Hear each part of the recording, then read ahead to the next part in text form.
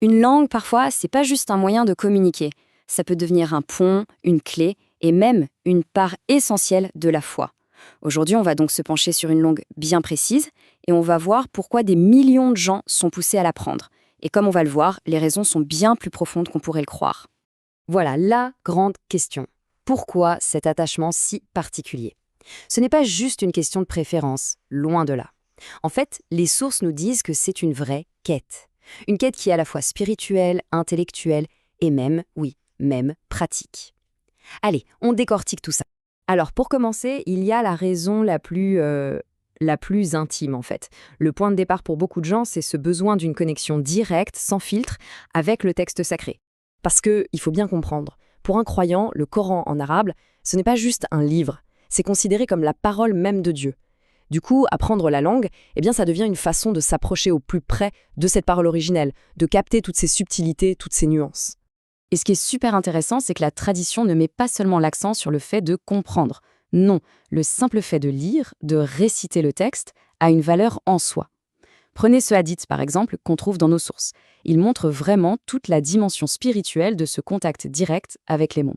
Pour bien illustrer cette différence, une des sources utilise une image assez poétique. Elle dit qu'une traduction, même la meilleure qui soit, reste un peu comme un écho.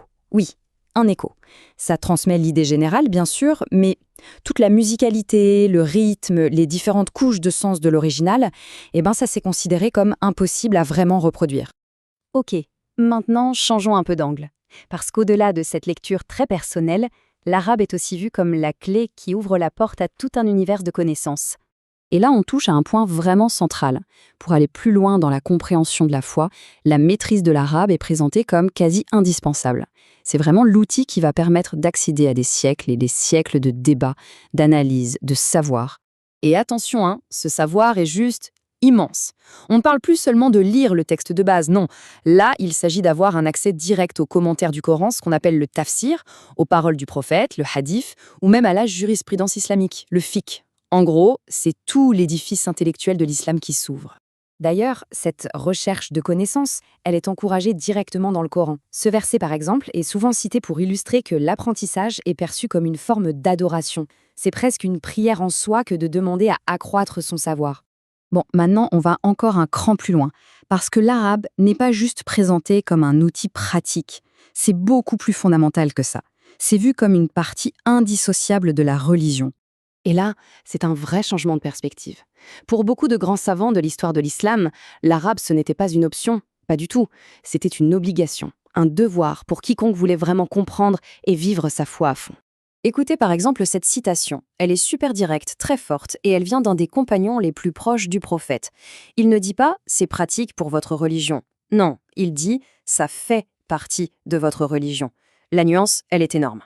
Plus tard, un savant du Moyen-Âge, Ibn Taymiyyah, va enfoncer le clou avec une logique assez implacable. Son raisonnement, c'est « si on a le devoir de comprendre le Coran et la Sunna, et que la seule façon de vraiment les comprendre, c'est via l'arabe, eh bien, la conclusion est simple. Apprendre l'arabe devient aussi un devoir. » Et pour boucler cette série de citations, il y a celle-ci qui relie l'apprentissage de la langue, pas seulement à la foi, mais aussi à l'intelligence et à la morale. L'idée derrière, c'est que la langue elle-même aurait le pouvoir de structurer la pensée, de l'élever. Il y a même des perspectives un peu plus mystiques, on va dire. Une source mentionne par exemple un érudit du Xe siècle, Ibn el-Nadim. Lui, il voyait des sortes de symétries entre la structure même de la langue et les cycles de la nature. Par exemple, il faisait le lien entre les 28 lettres de l'alphabet arabe et les 28 jours du mois lunaire. C'est assez fascinant comme approche.